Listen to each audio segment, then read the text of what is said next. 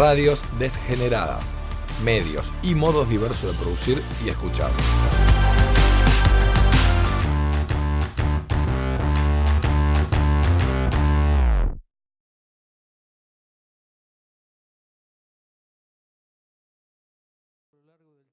Las construcciones mentales que devienen personajes. Hay un personaje construido entre los dos. Pero nos gustaría ser justos.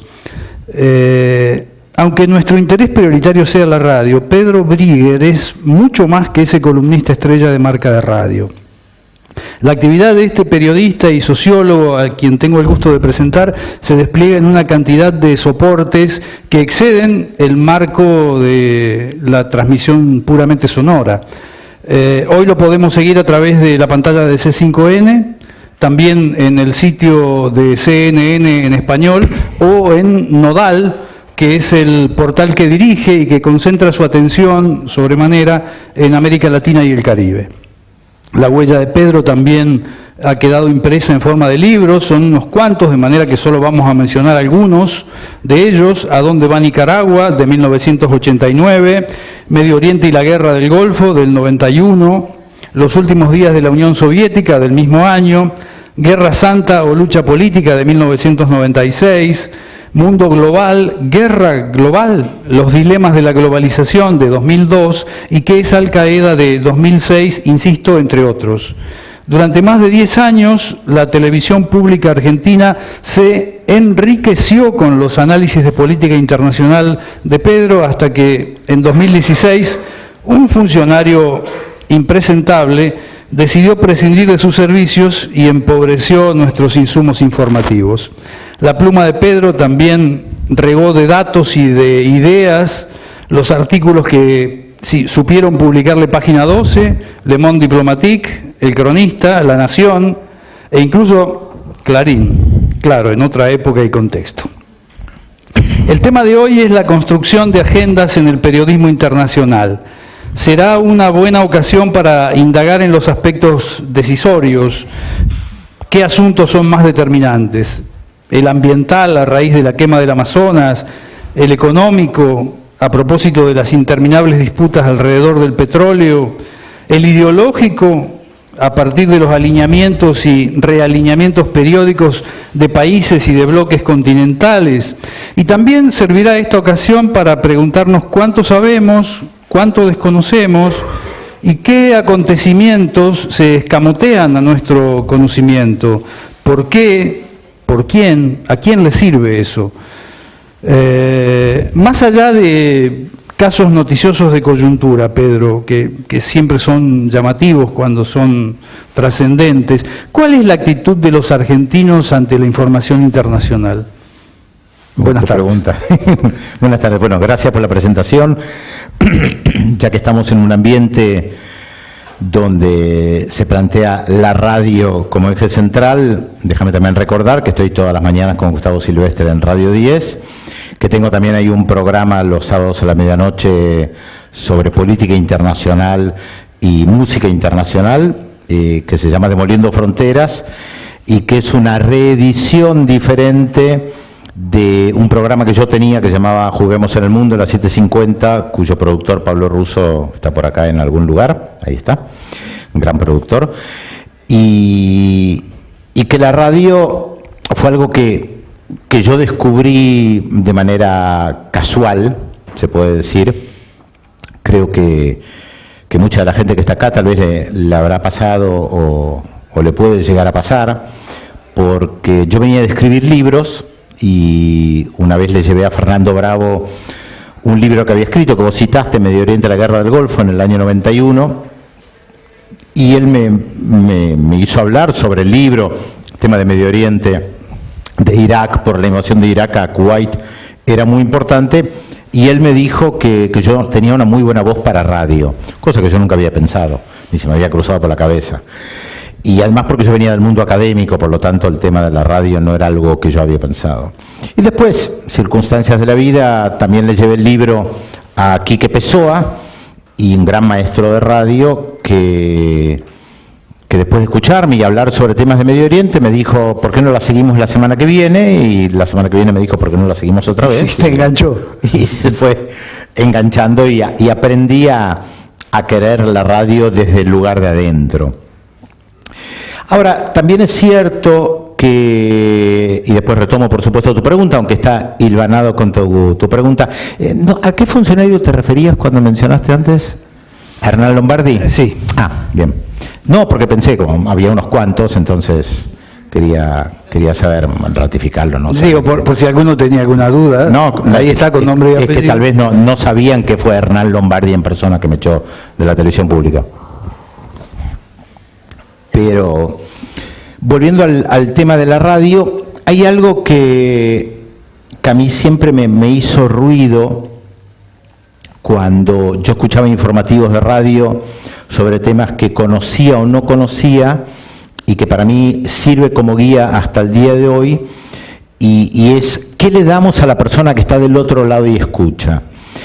Y recuerdo una vez que estaban hablando de algún conflicto en Yugoslavia y habían dado el nombre de una ciudad y el nombre de un general y una batalla que había sucedido.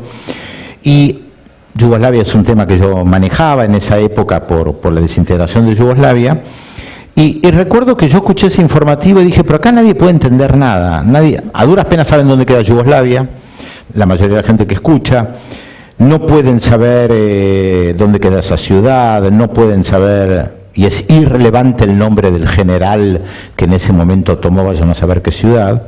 Entonces me preguntaba por qué dan esos datos. Y a veces efectivamente nos encontramos con gente hablando en radio que hace alarde de su conocimiento, pero que después uno se queda pensando, bueno, a ver, escuché 10 nombres diferentes, 10 datos históricos diferentes, 10 años diferentes, ¿y qué me queda de eso? Entonces, para mí, desde que ingresé en los medios de comunicación, tal vez por mi profesión de sociólogo también, que se convirtió en una obsesión hablar para que la gente entienda. Y esto no implica bajar el nivel, porque uno puede tener un buen nivel explicando un conflicto sin dar tantos nombres, que después la mayoría de la gente que escucha no retiene, porque no tiene por qué conocer, salvo algo que abunda en los medios de comunicación, y hablando específicamente de la radio, porque eso estamos hablando, cuando te nombran alguna ciudad o estado de los Estados Unidos. Probablemente la mayoría de la gente que está acá conozca más ciudades de Estados Unidos que de Perú o de Paraguay. Y esto es porque permanentemente escuchamos que alguna investigación en alguna universidad de Arkansas, no sé, o Minnesota o donde fuera, descubrieron algo y resulta que algo similar se está investigando en la Universidad de Paraná, pero no llega a los grandes medios de comunicación. Eso es algo que tiene mucho que ver con la pregunta respecto de la información internacional, y que también me motivó a crear este portal de noticias de América Latina y el Caribe, y es ¿por qué no nos enteramos que la Universidad de Paraná, Córdoba, Santiago del Estero, donde fuere, están investigando sobre temas de robótica, de biología o de lo que fuere, y sí nos enteramos de una universidad ignota de Minnesota, que no sabemos si es buena o mala, solamente porque lo cubrieron las grandes agencias de noticias? Y eso a mí siempre me hizo mucho ruido. ¿Por qué hoy, teniendo la tecnología que tenemos, que yo puedo escuchar una radio de Lima, ya que estamos en un ambiente donde estamos hablando de radio, yo puedo escuchar una radio de Lima o de Tacna o de donde fuere, cuando hay algún problema en Perú, me tengo que informar de lo que está pasando en Perú, de una gran radio argentina, si es que transmite algo de Perú, por lo general no, o de alguna agencia de noticias europea o norteamericana. Si yo hoy puedo escuchar la radio peruana, si hoy por internet puedo escuchar cualquier radio del planeta. Entonces, esto es algo que a mí siempre me marcó. ¿Por qué escuchar, por qué aprender de lo que está pasando en Perú o en México a través de una agencia de noticias alemana, francesa, inglesa o lo que fuere, cuando hoy la tecnología lo permite, y seguramente la mayoría de la gente que está acá tiene celulares de una cierta capacidad tecnológica como para sintonizar YouTube o sintonizar una radio directamente de Perú. Esto es una cuestión metodológica que para mí es algo muy importante y que tiene que ver con acercar también la política internacional, los temas internacionales, porque todo está ligado con tu pregunta. Y también la gran hegemonía de los grandes medios de comunicación nacionales e internacionales que imponen temas y dejan de lado otros temas. A ver, ya que estamos en una especie de conversatorio, esto no es una conferencia, hagamos una pequeña prueba. Le voy a pedir que levante la mano, esto no es científico, por lo tanto tal vez no lleguemos a ninguna conclusión. Apelo a la honestidad de toda la gente que está acá. Yo le voy a hacer dos preguntas. Levante la mano con la respuesta. Otra vez, apelo a la honestidad, ¿no? ¿Cuánta gente escuchó hablar de Amy Winehouse? Inmensa mayoría. Pablo Russo no sabe quién es Amy Winehouse, por eso no levanta la mano. No te olvides que de acá se ve todo. Como los profesores. Levante la mano quien escuchó hablar de Joe Arroyo. Pablo Russo levanta la mano y acá levanta la mano. Dos personas. ¿Por qué menciono esto? Porque murieron la misma semana. Amy Winehouse era una buena cantante británica. De soul. ¿Cómo? De soul. Sí, ni siquiera sé si superlativa, una buena cantante británica. Y Joe Arroyo era un gran cantante de salsa colombiano, gran cantante de salsa. De hecho, su entierro fue masivo. Yo recuerdo, estaba en la televisión pública en esa época cuando murió y mostré la tapa de los diarios colombianos. Entonces, este ejercicio por lo general lo hago y da un resultado bastante similar. Entonces, la pregunta es, ¿por qué la mayoría sabe quién es Amy Winehouse y la inmensa mayoría no sabe quién es Joe Arroyo?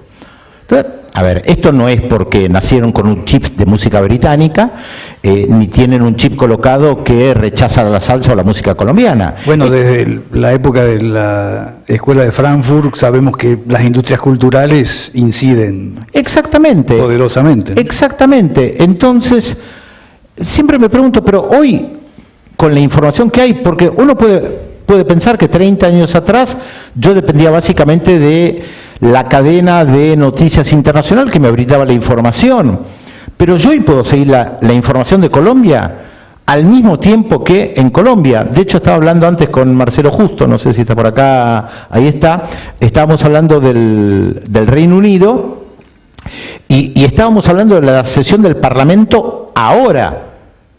Y estábamos hablando con Pablo Russo que el diario de hoy a la mañana respecto de lo que pasa en el Reino Unido es viejo.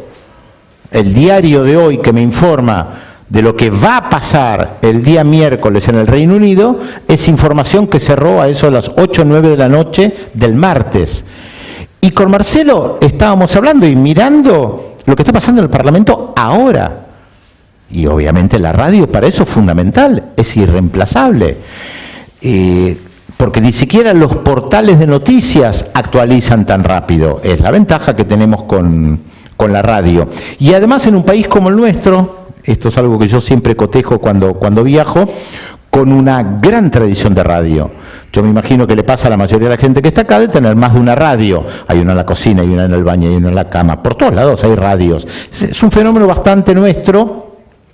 No lo he estudiado, hay maestros como Carlos Solanowski de la radio que seguramente tienen una respuesta al respecto, pero hay una tradición de radio muy fuerte que no sé cuánto se ha modificado, seguramente bastante con las nuevas tecnologías y el acceso a través del teléfono a la radio, pero la radio portátil sigue ocupando un lugar importante.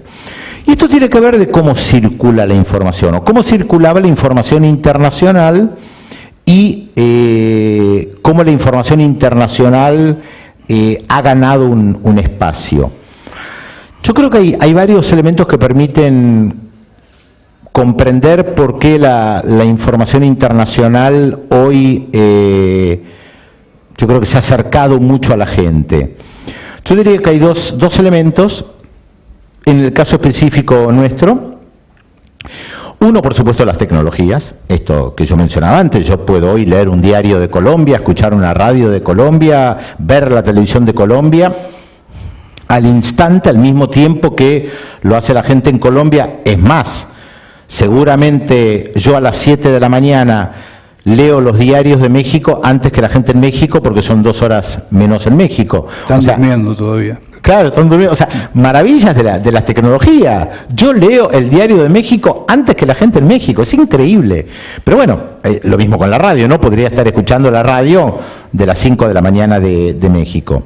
Y el segundo elemento que yo creo que la televisión pública, antes de que llegara Lombardi, fue realmente una televisión pública muy importante, y el hecho de haber tenido a una persona, que era mi caso, todas las noches hablando de política internacional en un noticiero, fue algo novedoso. Gran mérito de Ana de Escalón, que venía del Reino Unido y que dijo: quiero tener a alguien todas las noches hablando de política internacional. Y además ella fue también la creadora de ese programa Visión 7 Internacional, que también destruyó Hernán Lombardi. Porque hay que recordar estas cosas, ¿no? Hay que recordar siempre las buenas cosas y las malas cosas. Objetivamente destruyó un programa que era muy visto. Y que creo que influyó, que acercó la política internacional, porque creo que Visión 7 Internacional tenía el mérito de hablar en un lenguaje llano, sin bajar el nivel, lo que estábamos planteando, problematizando, respetando a la gente que miraba, y que lo pudiera ver ese programa cualquier persona. Lo podía leer alguien con un alto nivel académico y lo podía leer alguien que tal vez nunca había ido ni siquiera al colegio primario. Pero cuando lo planteas como una épica, el haber podido instalar un columnista político internacional en el noticiero de la noche, estás casi dando razón a la sospecha de que la información internacional no tiene una llegada, o no tenía hasta hace algunos años, una llegada muy importante al común de la gente. ¿Eso ha cambiado? ¿Está cambiando? A ver, creo que las nuevas tecnologías se acercan. El hecho de la televisión fue importante. Antes los diarios más relevantes de la Argentina, Clarín, La Nación, le dedicaban mucho espacio. Incluso había gente que viajaba también a cubrir procesos electorales. Enviados especiales. Pero era casi para un nicho muy pequeño. Me acuerdo que mi anhelo, cuando me empecé a acercar al periodismo, era poder escribir una columna semanal en Clarín sobre temas internacionales. Y recuerdo que en una época la hacía Oscar Raúl Cardoso, que se dedicaba también a la política internacional. Un gran escritor. Gran escritor. Él tenía la columna semanal, la heredó, la columna semanal en Clarín, la que ahora tiene Marcelo Cantelmi. Ahora, él lo hacía con gusto porque le gustaba escribir, pero era consciente de que la mayoría de la gente no leía sus columnas. ¿Se puede decir que estamos alejados del mundo? Sí y no, a mí no me termina de convencer eso, porque somos un país con una matriz inmigrante muy fuerte. Por lo tanto, gran parte de la gente, probablemente de la gente que esté acá también, tiene una matriz en España, en Italia, en Polonia, en Alemania, en algunos otros lugares. Por lo tanto, hay algo donde Europa tiene una cierta cercanía, y de hecho hay mucha información sobre España, sobre Italia. Pero también es verdad que yo creo que el escribir en difícil, diarios, hacía que esto fuera mucho más complicado. O sea, el acercamiento a la información internacional. Y como las radios informaban o informan de una manera que por lo general nadie entiende, entonces es algo como muy ajeno. Yo creo que justamente ahí el mérito del programa que hacíamos en la televisión pública es que había una intencionalidad de acercar los temas, de hacerlos amigables.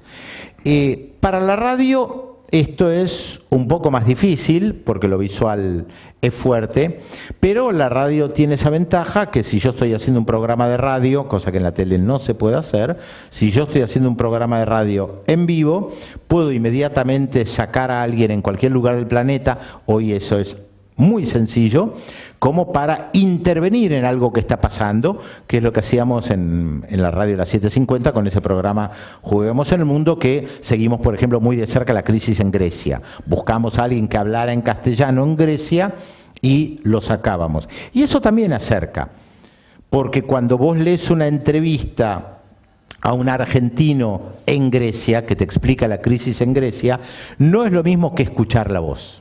Y donde vos le decís, naciste en Quilmes, pero qué bueno, y seguir vinculado a... Tiene una mirada más parecida a la nuestra, ¿no? Exactamente. Claro. Entonces, y además hay una cercanía que la radio permite, con los silencios, con los guiños, que el papel no lo tiene.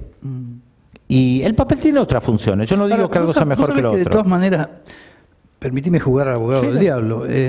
A pesar de ese vínculo que la inmigración nos ha dejado, pido disculpas por contar una anécdota personal, pero hace 25 años a mí me toca irme a vivir a España por cuestiones académicas, me voy a estudiar a España, y es recién entonces cuando descubro la raíz del conflicto catalán, que se remonta 3 siglos para atrás ante un conflicto entre la Casa de los Austrias y de los Borbones. Y desde entonces ese conflicto permanece latente en el pueblo catalán. Cuando uno piensa que nuestra historia, mucho más chiquita en el tiempo, porque lo que había antes de la llegada de los colonizadores fue prolijamente ocultado, cuando uno piensa en todo eso, se sorprende que nuestra historia se remonte al 55 y en algunos casos al rosismo, unitarios y federales, mientras ellos siguen discutiendo hoy una guerra de hace 3 siglos. Digo, ese desconocimiento que tenemos del conflicto catalán nos permite entender hoy qué es lo que está pasando en Cataluña y cómo jugamos todo eso en relación con lo que a mí me genera algunas desconfianzas, y es que el nacionalismo catalán es muy difícil desprenderlo de lo que algunos nacionalismos constituyen en nuestros días a través de experiencias recientes que vinculan esos movimientos con movimientos fascistas. No quiero establecer equivalencias antipáticas, pero ¿cuánto sabemos nosotros del conflicto catalán y cuánto se nos escamotea? A ver, ¿cuánto sabemos? A mí se me hace muy difícil responder porque es un conflicto, o la cuestión catalana, que yo la sigo hace décadas. Entonces me cuesta responder cuánto sabe la gente que está acá, que nos acompaña. Pero no es tu caso, porque vos sos un sujeto anómalo para estas cuestiones. Pero por eso digo, a mí me cuesta responder. Creo que la pregunta habría que hacérsela a gente que no sea especialista en el tema. Pero creo que la cuestión política, estoy pensando en voz alta, permite la política y aquellas personas que dirigen un país tiene mucha incidencia sobre tu pregunta. No fue casual que Ana de Escalón fuera nombrada al frente de la televisión pública y que ella dijera, quiero a alguien que hable de política internacional, porque si bien probablemente no haya sido una orden del Poder Ejecutivo, seguramente a ella la pusieron al frente del canal y dijeron, hace lo que quieras, vos venís de la BBC de Londres, decís que vas a armar algo muy bueno, no me meto, era Néstor Kirchner el presidente, tampoco sabía mucho de temas internacionales, no me meto lo que vas a hacer, hace lo que quieras. Bueno, ella decidió por motu propio. Ahora, vinculado con un proyecto político. Y el proyecto político estaba vinculado también con un cambio en América Latina. En el año 2003-2004 ya está Lula da Silva en Brasil, ya está el Frente Amplio en Uruguay, en el 2005 se le dijo que no al ALCA, se hizo la Cumbre de las Américas, hicimos una transmisión en vivo desde Mar del Plata, ya estaba Hugo Chávez en Venezuela, por lo tanto se empezaba a mirar más de cerca desde una visión política.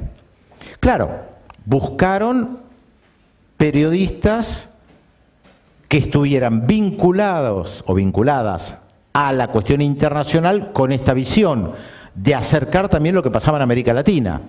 No buscaron a una persona que tuviera como eje de la información internacional Estados Unidos y Europa. Buscaron gente que tuviera una visión y una perspectiva de integración suramericana, latinoamericana, o por lo menos una perspectiva de interés.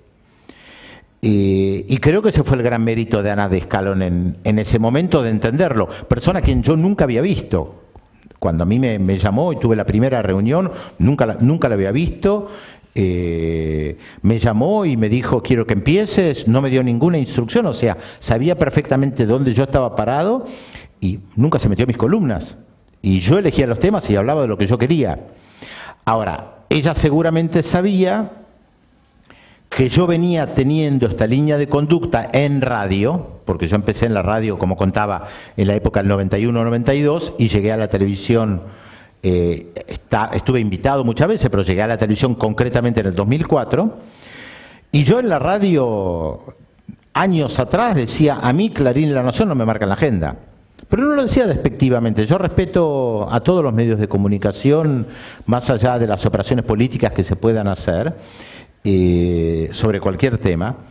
Yo respeto el trabajo de toda la gente que trabaja. ¿Y por qué yo decía esto? Era pre-internet todavía. Porque si para mí hay algo importante en Bolivia, por más que Clarín y La Nación digan que lo importante es lo que pasa en el Parlamento francés, yo voy a hablar de Bolivia. Porque es una decisión mía y porque para mí Bolivia es más importante. O en ese momento yo valoro que Bolivia es más importante que lo otro. Ahora, esto es algo que desde la... Ahí hay un tema que se vincula a uno de los principios periodísticos más generales, ¿no? Los principios de noticiabilidad. Uno de ellos es la cercanía. En todo caso, Bolivia está más cerca de nosotros. Pero en lo internacional me parece que hay alguna otra raíz en todo esto. ¿Por en qué lo internacional Bolivia? está la centralidad de Estados Unidos y Europa, los países más importantes. Cuando Macri decía durante la campaña electoral del 2015, nos caímos del mundo, a mí me causaba risa, era una tontería, no tenía ningún sentido decirlo. A ver, yo entiendo que un político en campaña diga eso, está bien, yo no soy un político en campaña, por lo tanto tengo otra posibilidad de responder frente a algo que es una tontería. Argentina no se había caído el mundo. Y los colegas que repetían esto lo decían con intencionalidad política. Fue Cristina Fernández la que llevó a que Argentina ingresara al G20, no Mauricio Macri. Y Argentina no se había caído el mundo. Ahora, en la mentalidad de Mauricio Macri, y no lo digo despectivamente, ¿el mundo qué es? Básicamente Estados Unidos y Europa. Y tal vez algo tan alejado como Australia o Japón, algo. Pero básicamente Estados Unidos y Europa. Por supuesto que en el periodismo también es sociedad, pero también tiene que ver con cuestiones políticas que yo señalaba antes. A mí me tocó estar en Venezuela hace unos años y tener una conversación con unas ministras que me reconocían que ellas de Perú y de Bolivia sabían poco y nada. De la misma manera que nosotros sabemos poco y nada, o sabíamos poco y nada, de Ecuador y de Colombia 20 años atrás. Porque justamente no había una vocación integradora en la región. Entonces no se enseñaba de Bolivia. Por eso yo digo, casi como un desafío. Estoy seguro que si pregunto acá nombres de ciudades de los Estados Unidos, rápidamente toda la gente que está acá podrá dar muchísimas ciudades de los Estados Unidos, mucho más que de Ecuador. Y no hago el ejercicio porque a veces la gente se siente humillada cuando yo hago el ejercicio, de preguntar cuántas ciudades de Ecuador conocen. Pero no es una cuestión de humillación. Acá no se trata de humillar. No estamos en un café o en un debate de chicanas. Acá estamos en un ámbito académico donde estamos tratando de analizar qué pasa con los medios de comunicación, cómo se hace radio y cómo se trabaja la política internacional. ¿Y por qué en todo caso no conocemos ciudades de Ecuador al mismo plano que... Exactamente. ¿Cuántas cátedras universitarias hay en la Argentina sobre Bolivia? Tampoco hay muchas sobre Estados Unidos, ¿no? Pero eso es otro tema. Pero seguimos estudiando la Roma antigua. Eso sí nos distingue, porque los americanos las tienen. Sí, por supuesto, ¿no? Ellos estudian todo.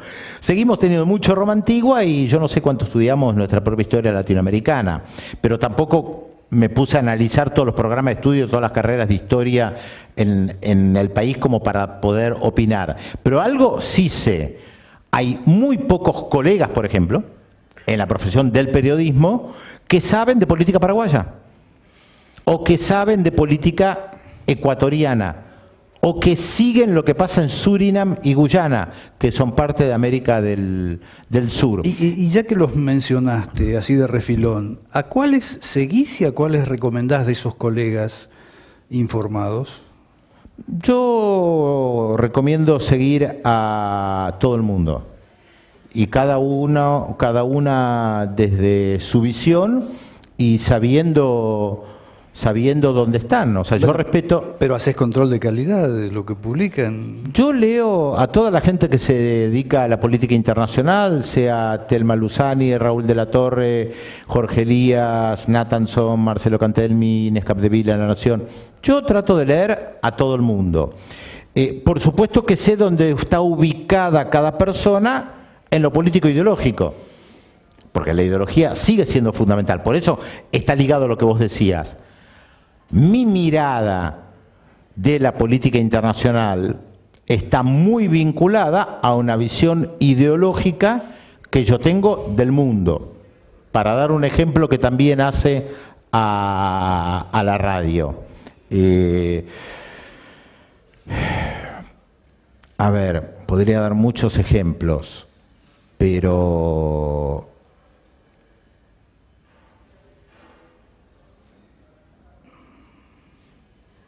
vamos a ir a algunos bien concretos.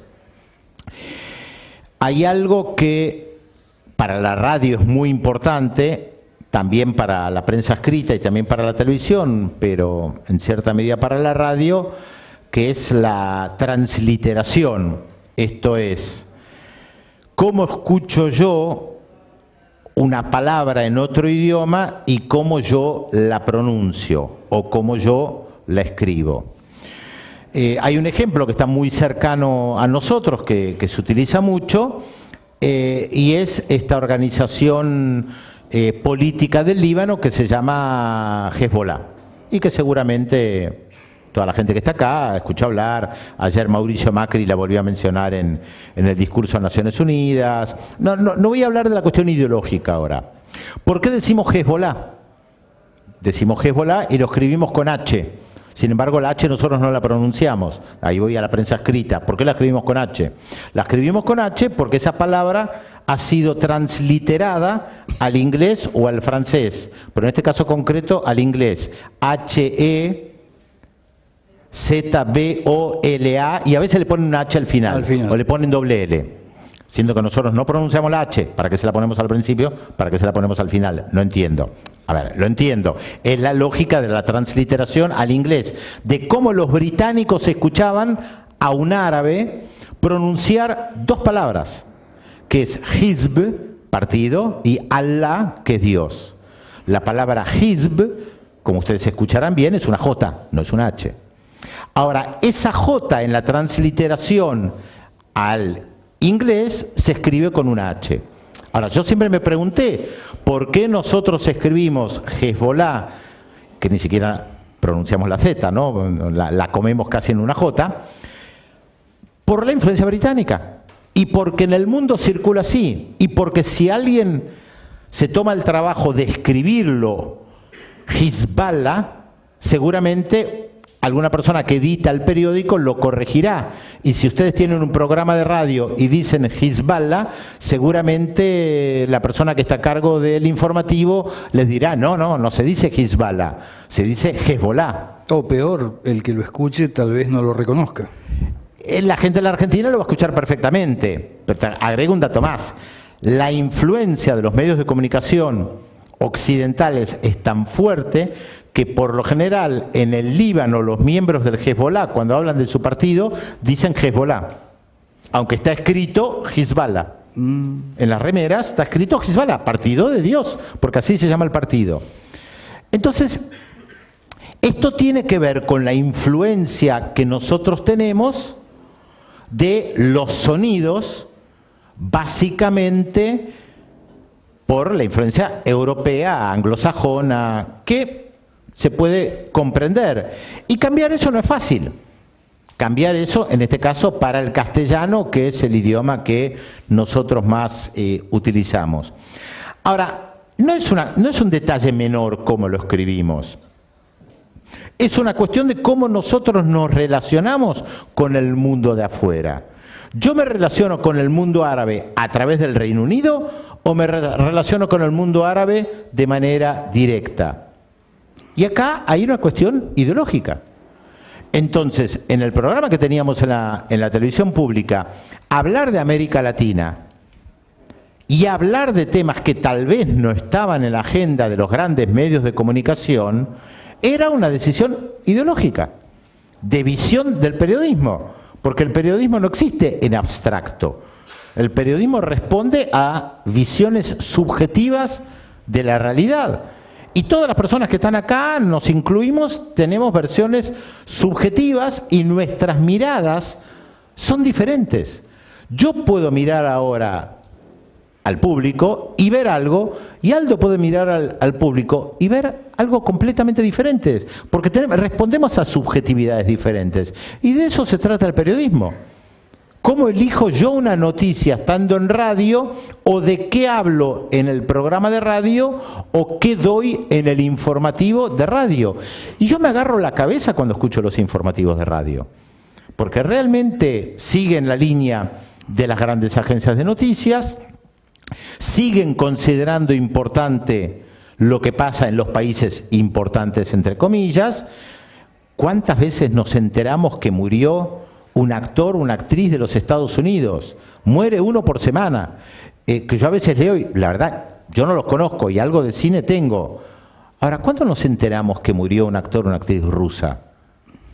O de la India, o de China. ¿Qué? ¿No hay cine en la India? ¿No hay cine en Rusia? La producción es mayor que la americana, incluso. No hay cine. En cantidad, por lo menos. No nos llega. Y ahí volvemos a lo de Amy Winehouse y Joe Arroyo. Y creo que esto tiene mucho que ver con tu pregunta inicial, porque todo está hilvanado, y en donde yo personalmente me sitúo respecto de los temas internacionales. Y además, cuando voy a buscar la información, si yo quiero saber qué pasa en el Reino Unido, voy a la prensa británica. Pero si yo quiero saber qué pasa en Irlanda, lo primero que hago es ir a los medios de comunicación de Irlanda. Y si pasa algo en Egipto, lo primero que hago es ir a los medios de comunicación de Egipto. No voy a la BBC de Londres, por más que sea muy buena y yo la respete. ¿Por qué? Porque tengo una visión ideológica. Me dice, yo voy primero a las fuentes, algo que nos enseñan que es el ABC. Y además, porque la mejor información la voy a tener en el lugar. Y si pasa algo en Paraná, no voy a leer Clarín. Si yo estoy en París, voy a venir a los medios de comunicación de Paraná, porque son los que van a tener, esos medios de comunicación, la información mucho más certera de lo que está pasando en Paraná frente a un hecho. Sí, entre ellos yo iría primero a la radio de la UNER, ¿no? Por supuesto, desde ya. Te quería proponer un par de escalas por allí. La primera es México. A mí me ha tocado viajar bastante a México en los últimos años, y sin embargo tengo algunas dudas para entender hoy lo que está pasando con el proceso que encabeza AMLO. Tengo amigos que están más cerca y que están más lejos de AMLO. Y yo no consigo poner en foco una imagen precisa de este hombre que viene del PRI, que después se pasó al partido de Cuauhtémoc Cárdenas y que ahora creó Morena. Aquella frontera norte de América, ¿puede ser un socio efectivo con nosotros y con el resto de los países latinoamericanos en la reconstrucción de un ideario común? Primero habría que ver si hay un ideario en común. Bueno, por eso hablé de construcción. Habría que ver si hay un ideario en común. porque... Que en todo caso, y me adelanto a alguna otra pregunta posterior, siento que puede tener más que ver AMLO que Bolsonaro con un ideario. Sí, por supuesto. Ahora, cuando hablamos de ideario en común, yo creo que hay como dos niveles. Uno es el ideológico, cercanía ideológica, afinidad a Andrés Manuel López Obrador y no a Bolsonaro. Y la otra tiene que ver con la región y cómo miramos la región. Y eso ya es un poquito más complicado, porque nosotros tenemos a veces como una concepción idealista de lo que es América Latina. Hay mucha música que apela a la hermandad latinoamericana, que no siempre se da ni se dio. Y que además creo que hay algo de afinidad también que está marcado muchas veces por medios de comunicación basados principalmente en las ciudades y en las grandes ciudades. ¿Qué tenemos nosotros dos en común con un indio tzotzil del sur de México? Y la verdad que poco y nada.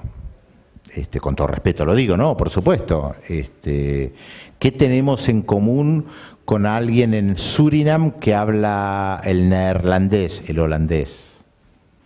¿Qué tenemos en común con una persona de Haití? ¿O qué tenemos en común con alguien que vive en el Amazonas peruano? No me queda claro. Pero en todo caso, los aborígenes mexicanos sí deben tener muchos puntos en común con los nuestros, ¿no? Habría que ver, no lo sé. En cuanto a la postergación, la humillación que han sufrido, el rol de las instituciones eclesiales respecto de ellos. Sí, pero habría que ver qué es la memoria colectiva para esos pueblos originarios, que tampoco todo fue color de rosa, porque también se mataban entre ellos. Entonces no es que el ideal del Tahuantinsuyo, de los incas y de los mayas, estaba todo bien. También oprimían otros pueblos, los conquistaban, pasaban a degüello. Entonces, creo que tampoco hay que hacer una idealización de la época precolombina, no digo que lo estés haciendo. Por eso digo, me pregunto qué tenemos en común. Esa idealización tampoco corresponde para nuestros pueblos aborígenes. No, por supuesto. Ahora, creo que desde lo político, porque al fin y al cabo estamos hablando desde lo político también en el caso de Andrés Manuel López Obrador, creo que hay una conciencia de que la región, tomado en primer lugar desde lo geográfico y después de una historia de conquista, ocupación, postergación, se puede trabajar mucho mejor o nos podemos insertar mejor en el mundo frente a numerosos bloques que ya existen y que por historia son mucho más poderosos. Y por historia me refiero no solamente a Europa, que ocupó gran parte del planeta, sino también respecto de otras civilizaciones que fueron importantes en diferentes momentos, sea la China, la japonesa, la India también es un continente, pero digamos la India, la persa, la turca otomana, que a veces a nosotros nos cuesta dimensionar desde nuestra formación eurocéntrica, porque somos parte de esta formación eurocéntrica, Europa como concepto, como centro del mundo, y nosotros parecemos responder a eso, donde nos cuesta acercarnos a otras culturas, a otros pueblos, otras civilizaciones que existen. Por eso la centralidad que tanto le dan a Estados Unidos y Europa. Entonces, para la concepción ideológica de un Mauricio Macri, insertarse en el mundo es Estados Unidos y Europa, y no un vínculo con Rusia. O en todo caso con China es absolutamente utilitario. O se burlaban cuando se tejían los vínculos con Angola. Por ejemplo, hay una concepción claramente racista respecto de no solo Angola, sino África y lo que representa el África, o lo que representa el mundo árabe. Yo creo que hay una visión política, económica, diplomática, y que además sí creo que entra lo ideológico de algunos procesos en común de este siglo, por ejemplo, de críticas a las políticas neoliberales. Hemos sido engañados, como dice, hemos sido engañados. Esa frase, hemos sido, tan buena, tan nuestra, hemos sido engañados. Hemos sido conquistados por las mismas potencias. Esto que vos mencionabas de la conquista hace una memoria colectiva en común. Hay mucha literatura, mucha música que alude a esto. Y creo que también en estos últimos tiempos ha habido una recuperación o una intención de encontrarnos más con los pueblos originarios, y que esta visión eurocéntrica impide de manera permanente. De hecho, hay un debate para el encuentro de mujeres que se va a realizar dentro de pocas semanas en La Plata, porque hay mujeres de los pueblos originarios que han decidido no participar porque el encuentro no tiene como un lema lo plurinacional. Sin entrar ahora a debatir si está bien o está mal, no soy yo quien tiene que opinar sobre eso, sí está claro que el tema está. Y sí está claro que el tema está en gran parte de América Latina, porque hay tensiones no resueltas con el pueblo mapuche en Chile y en la Argentina, con quechuas y aymaras en Bolivia, en Perú.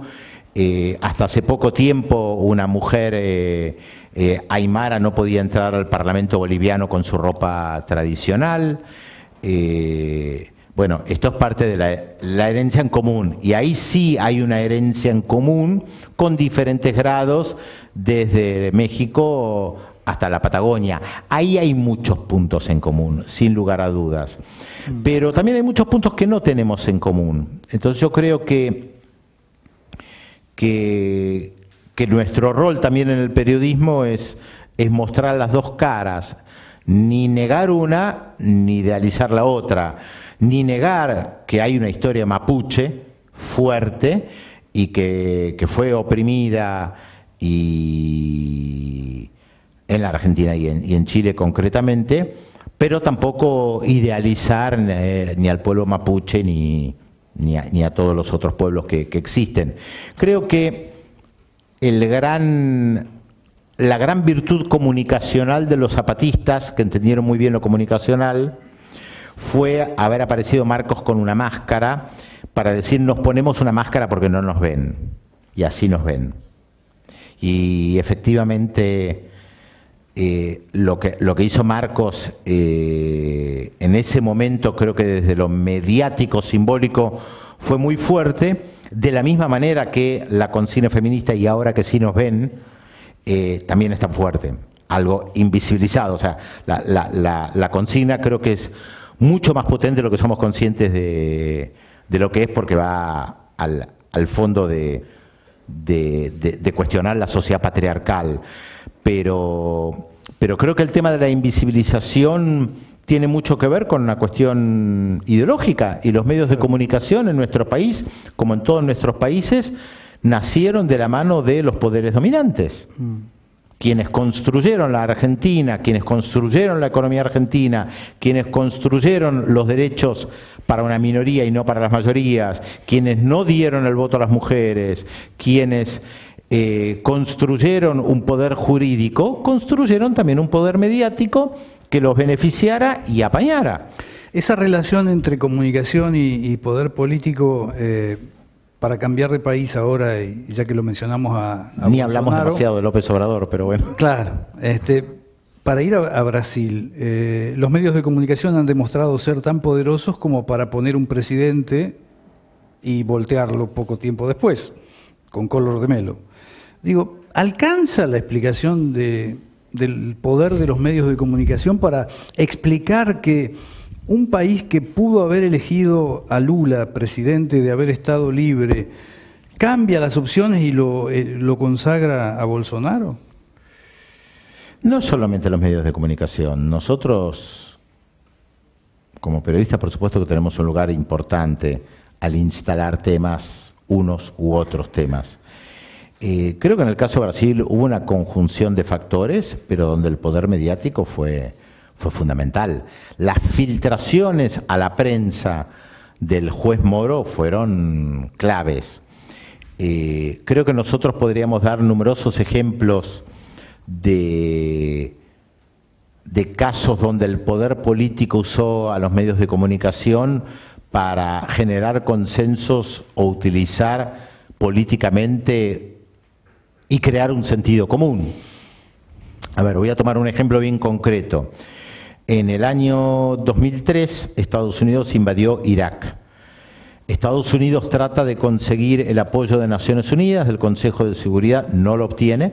2 países de Latinoamérica, entre otros, se oponen, México y Chile en ese momento. Y Estados Unidos invade Irak por su cuenta.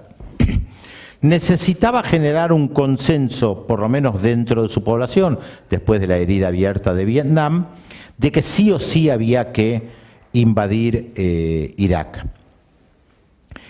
Los medios de comunicación fueron muy importantes. Una de las jugadas habituales era filtrar desde el poder político, y esto estoy seguro que se sigue haciendo en todo el mundo, filtrar desde el poder político a los medios de comunicación información para que el medio de comunicación dé la información que después la retoma el poder político. Caso bien concreto. Unos iraquíes, esto pasó, no es en abstracto, iraquíes que trabajaban para el Departamento de Estado y eran cobijados por el Departamento de Estado, le pasaban información al Departamento de Estado de las armas de destrucción masiva, así las llamaban, que tenía Saddam Hussein. Que nunca se encontraron. Que nunca se encontraron. El poder político que hacía con esa información, que estaba manipulada, porque estaba trabajada entre ellos, se la pasaba al New York Times.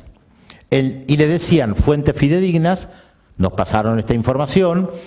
A cualquier persona que trabaja en periodismo le encanta tener una primicia o tener una información que no tiene nadie más. Entonces voy a mi jefa en la redacción y digo, me pasaron este dato, es buenísimo, soy el primero que lo tiro.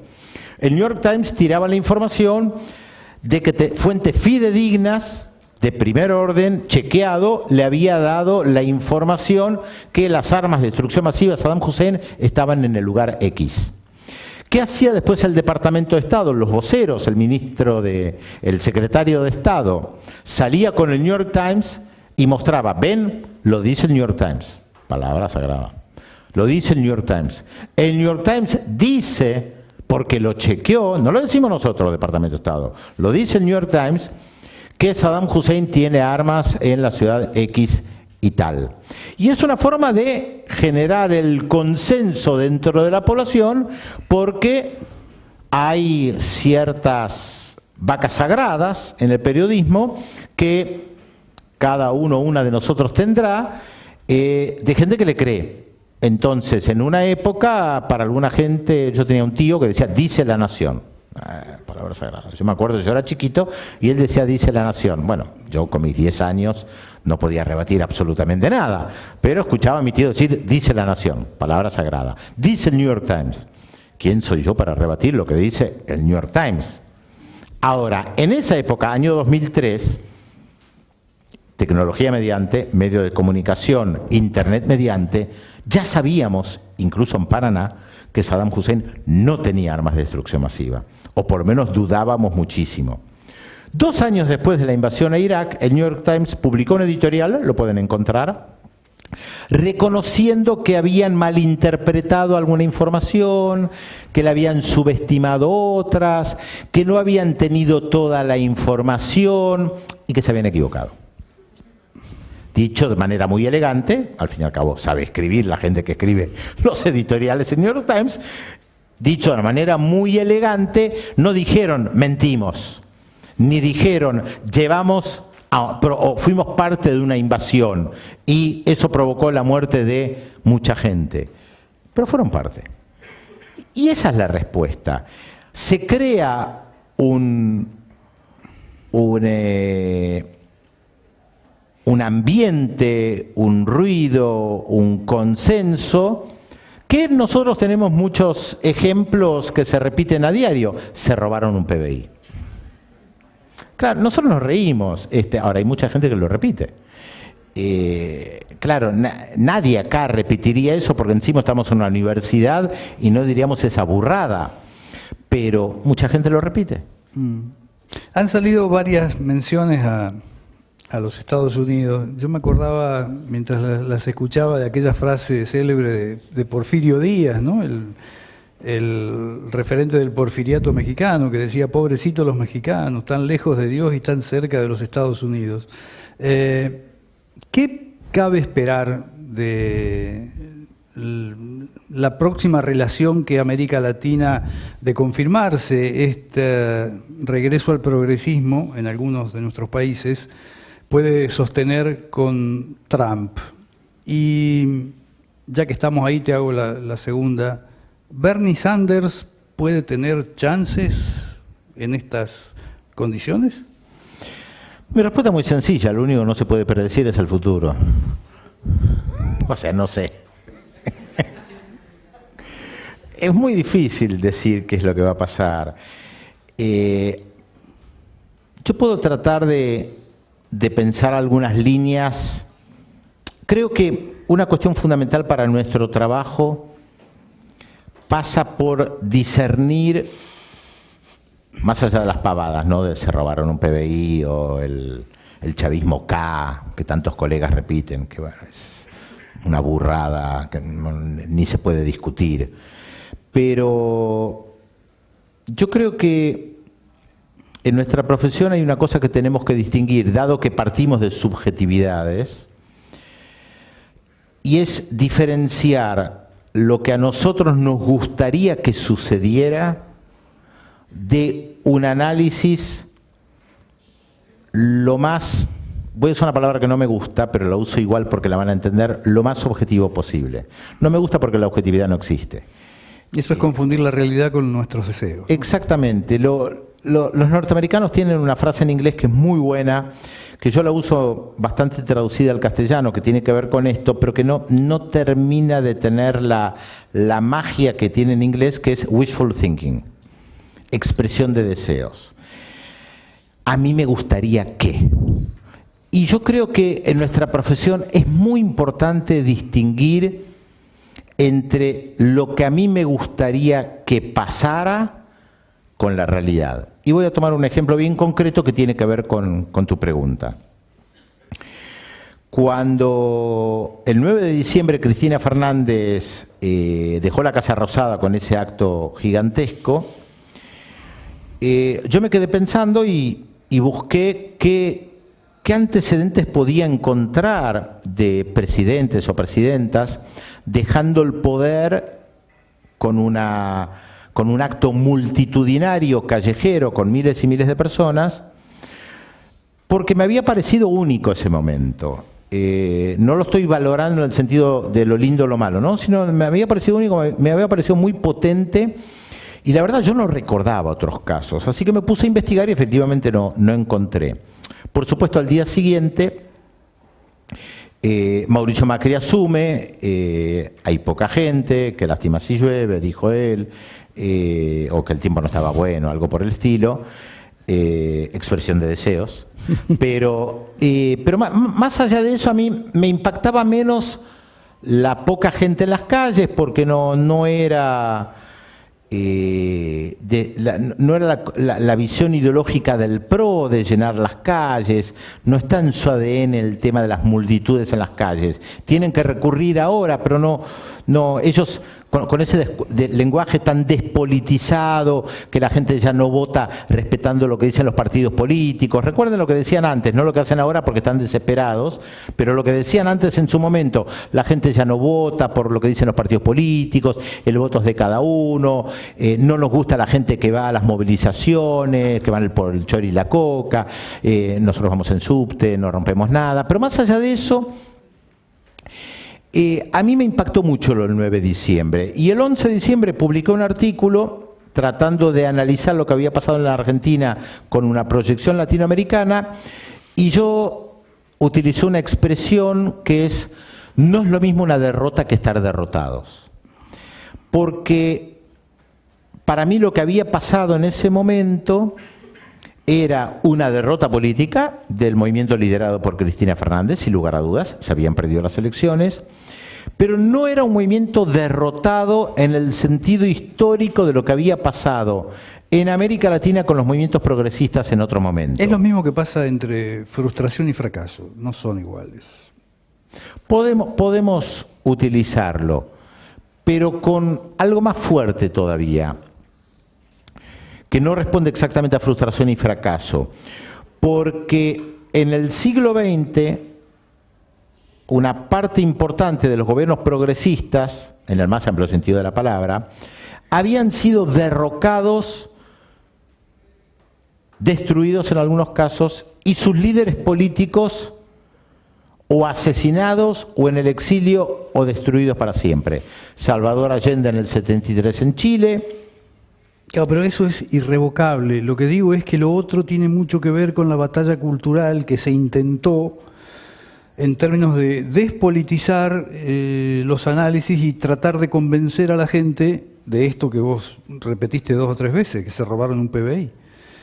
Digo, esa batalla cultural no tuvo éxito, porque si lo hubiera tenido, no estaríamos con estas previsiones respecto de... Pero no solamente eso, no tuvo éxito porque no fueron derrotados. Porque Rafael Correa, con el giro que dio después Lenín Moreno, hoy no puede volver a Ecuador, pero sigue siendo una figura importante. Claro. Lula está preso, pero sigue siendo una figura importante. Cristina Fernández había sido derrotada y en ese momento yo decía, sigue siendo una figura política importante, la realidad la estamos viendo. O sea, lo que estaba marcando era que esa derrota no era una derrota histórica. Las derrotas históricas marcan ciclos. Y cuesta reponerse, y a veces lleva décadas hasta que los movimientos populares se reponen. Y yo lo que planteaba desde el año 2005 aproximadamente es que en América Latina había una disputa entre una corriente progresista, otra vez en el más amplio sentido de la palabra, de izquierda, centroizquierda, socialista, populista, popular, nacionalista, nacionalista de izquierda, peronista, todo mezclado, y una corriente de derecha liberal, liberal conservadora, neoliberal, tampoco homogénea, y que esa disputa se reflejaba que en un momento en América del Sur, dejando de lado a Surinam y Guyana, 8 de los 10 países de la región estaban gobernados por gobiernos progresistas. Con el triunfo de Macri y después de Bolsonaro, las derechas sentenciaron, y acá está la expresión de deseos, sentenciaron, el siglo progresista está muerto. Y yo me acuerdo que decía, retomando lo que había pasado el 9 de diciembre, e incluso con Bolsonaro, el siglo progresista no está muerto. Acá continúa habiendo una disputa. Y por eso lo de Venezuela es tan importante. Por eso Estados Unidos necesita destruir a Venezuela. No porque haya una dictadura. Son tonterías que la gente puede repetir, pero seamos serios. Porque si efectivamente el problema fueran las dictaduras, Estados Unidos tendría que haber derrocado unas cuantas dictaduras peores que la venezolana y obviamente no lo hace. Bueno, conocemos un poco de la historia latinoamericana y no solamente latinoamericana. Entonces, ¿por qué el tema Venezuela es tan importante? Porque es un eje, con todas las diferencias que tiene, es un eje de este ciclo progresista. Por eso tienen que destruir al chavismo. Por eso Venezuela es tan importante. Ahora, si tomamos en cuenta México, y el triunfo de México marcaba la disputa. Argentina, elecciones en Uruguay, elecciones en Chile. En Bolivia. Y en Bolivia, perdón. Supongamos que gana Alberto Fernández, gana el Frente Amplio, gana Evo Morales. Está México por el otro lado. Lo más comprometido parece lo del Frente Amplio. Aparentemente. Lo que te encontrás es que 2 países muy importantes como Argentina y Chile están otra vez en sintonía. Con sus diferencias, por supuesto, y sus particularidades. ¿Argentina? Argentina y México. Y México. Argentina y México. No, dijiste Chile. Perdón, otro de Chile. Argentina y México están en sintonía. Y con todo el respeto a los países más pequeños, el poder simbólico que tiene México y Argentina no lo tiene El Salvador y no lo tiene Chile, ni siquiera Bolivia. Entonces, pensando en tu pregunta respecto del futuro, de la misma manera que yo no sentencié que el ciclo progresista se había acabado, digo, la disputa continúa, tampoco me atrevería a sentenciar que las derechas están acabadas. No, claro. Solo que en este caso hay que ver cómo repercute, no lo sabemos todavía, el fracaso de Macri. porque justamente Argentina no es cualquier país. Y el fracaso de Macri, en este caso, y principalmente en lo económico, para América Latina yo creo que va a ser importante, porque la revuelta del 19-20 de diciembre de 2001, más allá de la interpretación local que le querramos dar, a nivel latinoamericano e incluso internacional, fue vista como un fracaso de las políticas neoliberales.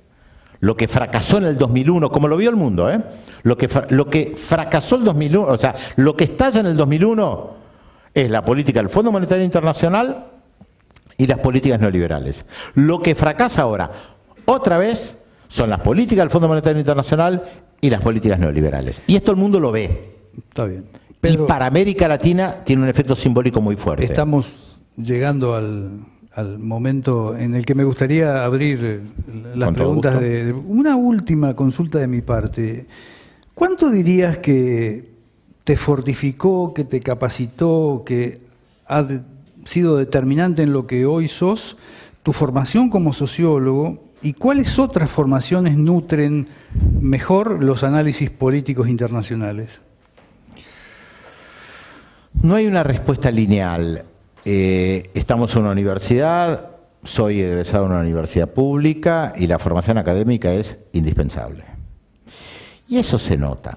Cuando vos lees, escuchás, en el periodismo me refiero, porque estamos hablando del periodismo y también del radial, cuando vos escuchás a alguien con formación académica, en una frase tiene la capacidad de sintetizar conceptos donde aquella palabra que se usa en inglés, el background, todo lo que tenés atrás tuyo, que son las decenas de libros que te morfaste durante muchos años, están acá. Y en una frase la identificás. Y te das cuenta cuando alguien tiene una capacidad de conceptualizar con formación académica. Por supuesto que, digo una generalización, hay mucha gente que tiene formación académica y dice burradas. Hay gente que pasó por las universidades y habla del chavismo K. Qué ridículo, no se sostiene. Algunos llegan a presidente incluso. También, en algunos casos. Por lo tanto, esto es fundamental. La otra cuestión tiene que ver a veces con experiencias de vida personales.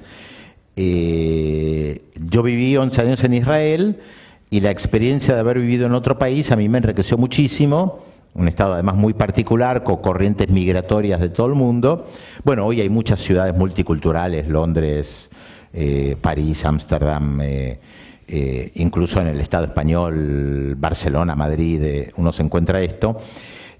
Lo multicultural te nutre, te abre la cabeza, encontrarte con gente que viene de un pensamiento completamente diferente, que le entra a las cosas de una manera diferente, que tiene una cosmovisión completamente diferente y que te cuesta entender. Pero bueno, hay que tratar de acercarse y entender aquello que en un primer momento me parece una tontería y que después descubro qué interesante que es. Muy bien. Y un elemento más, el tercer elemento para mí fundamental, que yo siempre lo recomiendo, que es aprender idiomas. Eso te acerca al mundo, te abre la cabeza, y creo que, dado que estamos otra vez en el ámbito universitario, es algo que hay que proponerse a largo plazo.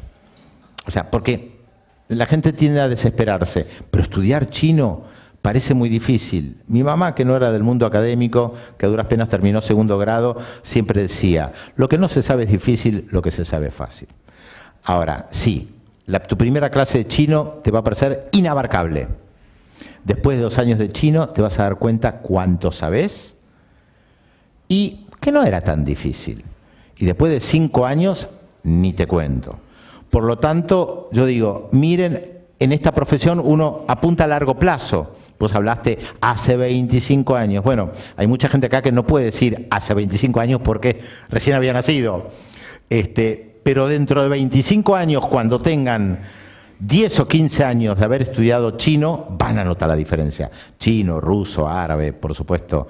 Y me parece eso muy importante. Muy bien. ¿Quién quiere preguntar algo a Pedro? O algún comentario, no solamente preguntas. También, sí. Sin timideces, por favor. Ya somos como de la familia. Somos de la familia. Sí. Ahí está el micrófono. Cuando surge Nodal, buenas tardes, mi nombre es Osvaldo Daniele, vengo de la ciudad de Río Cuarto, de la Universidad Nacional de Río Cuarto, de la radio de la universidad. Cuando surge Nodal como sitio web, me llamaba la atención porque tenemos, quienes seguimos temas latinoamericanos, tenemos puesta la centralidad en Telesur y resultó, al menos en algún grupo, alguna suerte de pregunta, la necesidad de aparecer Nodal. Hoy nos reapoyamos en Nodal también para los abordajes de estos temas, y en particular quería también sugerir llegarse a la información latinoamericana también en los espacios de YouTube, ¿no? Hispan TV es importante, RT en español también.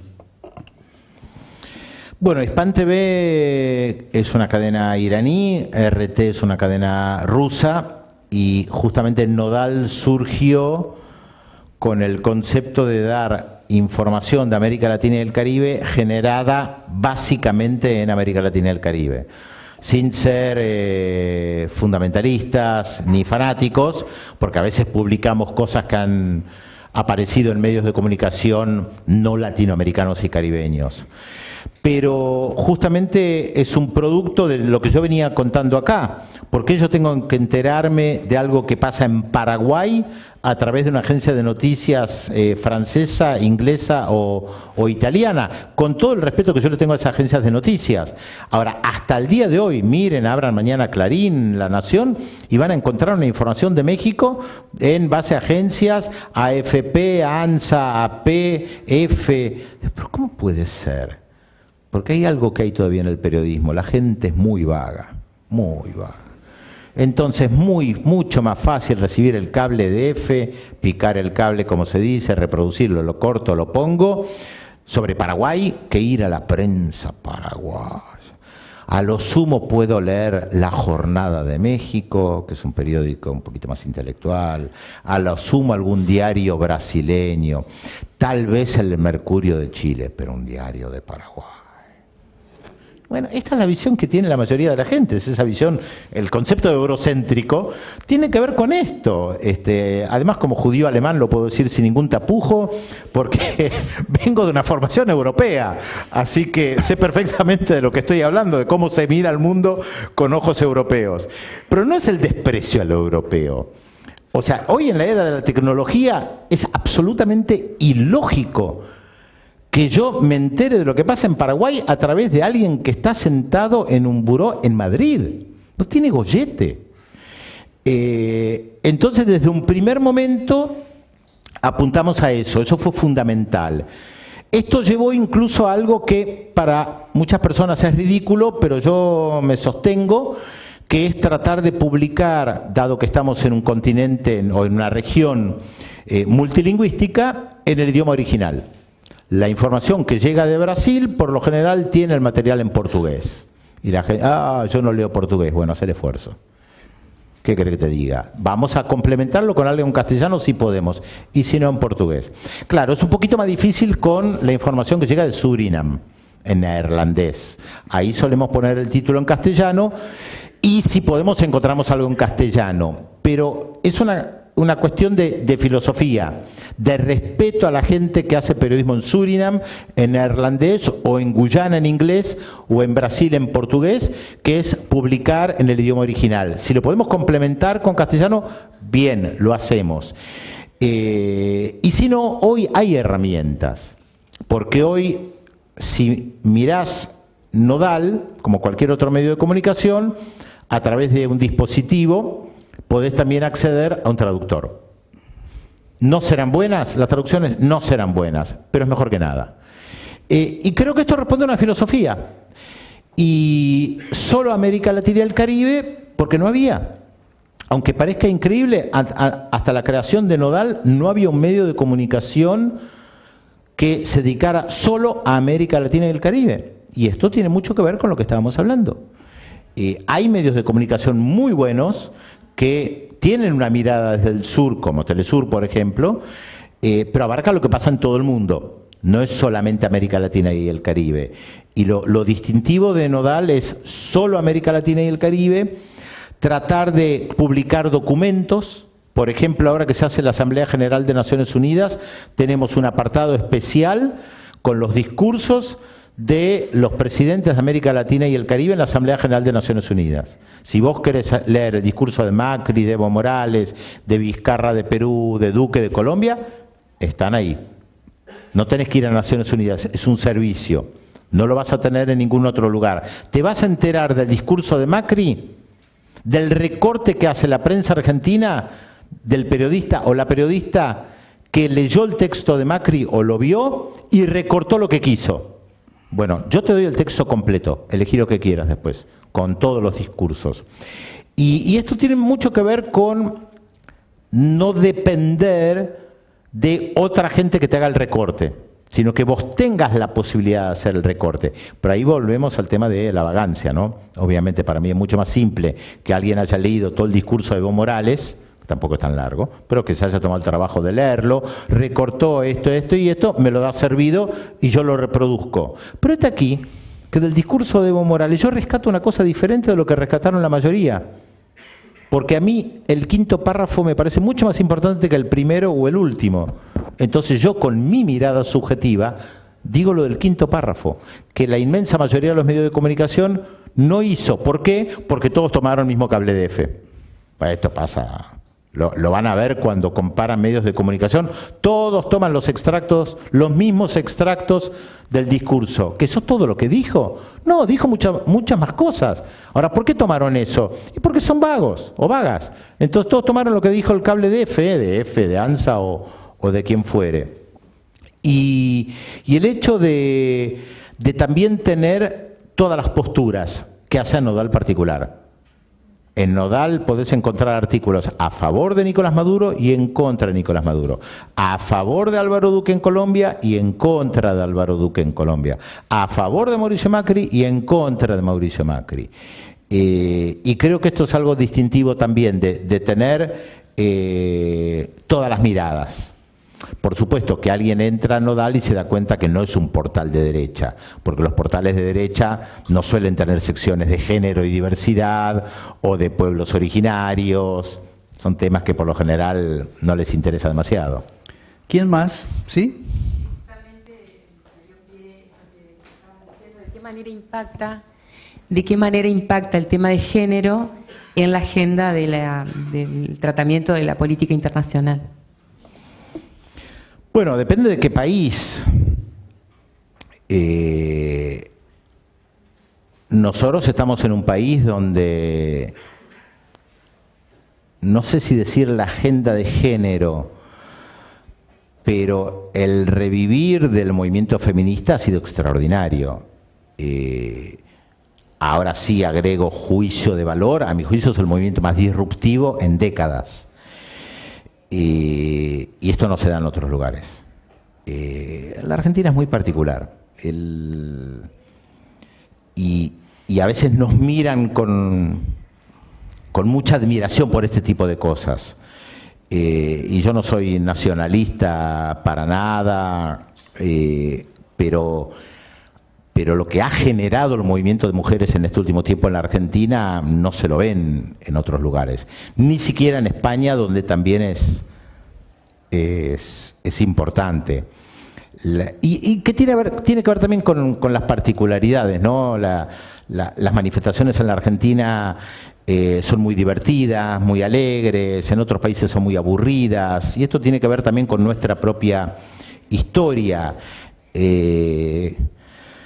Ver a miles de mujeres cantando el patriarcado se va a caer, no lo ves en otros lados. O sea, miles me refiero en las calles, ¿no? Como fue el año pasado alrededor del debate por el tema del aborto. Esto sin lugar a dudas impacta de manera diferente en cada país según el país que estés analizando y cómo se manejen los medios de comunicación. Yo podría darte datos duros que seguramente toda la gente que está acá conoce, que el periodismo sigue siendo manejado por hombres, que la mayoría de los directores siguen siendo hombres, los directores, que aún teniendo directoras mujeres no necesariamente eso implica tener una agenda de género, pero me parece que el debate ha llegado incluso al periodismo de manera muy positiva con el todos, todas, todes, que me parece que también es disruptivo respecto del lenguaje, donde la gente más conservadora se sigue aferrando a lo que dice la Real Academia Española, como si fuera palabra santa, cuando esto sabemos que el idioma va cambiando. Creo que somos conscientes de que ha cambiado las pautas de humor. El humor sexista hoy no es posible como hace 30 años. Todavía los hay. Todavía hay mucho humor machista de hombres que no se dieron cuenta, también en algunos casos mujeres, ¿no? Pero de hombres principalmente que no se dieron cuenta que el mundo cambió. Pero hoy no podés utilizar el mismo humor que se utilizaba hace 30 años, y eso también es la agenda de género que estabas mencionando. Ahora, hay que analizar país por país, ¿no? Me cuesta darle algo general porque podría decir, bueno, desde la conferencia de Pekín en la década del 90 se ha dado un paso adelante muy importante. En Francia, ya hace muchos años, para quienes manejan el francés, en Francia hace muchos años el femenino, que es una doble E, se viene utilizando entre paréntesis. En la prensa escrita es más complicado en lo verbal. Acá fue realmente disruptivo cuando Cristina empezó a hablar de todos y todas, porque venía del Poder Ejecutivo. Ahí está la importancia, lo simbólico, cuando viene la palabra desde el Poder Ejecutivo y la fuerza que tiene que un presidente o una presidenta diga lo que fuere, porque eso marca, impacta en la sociedad. Y mucha gente se reía de eso.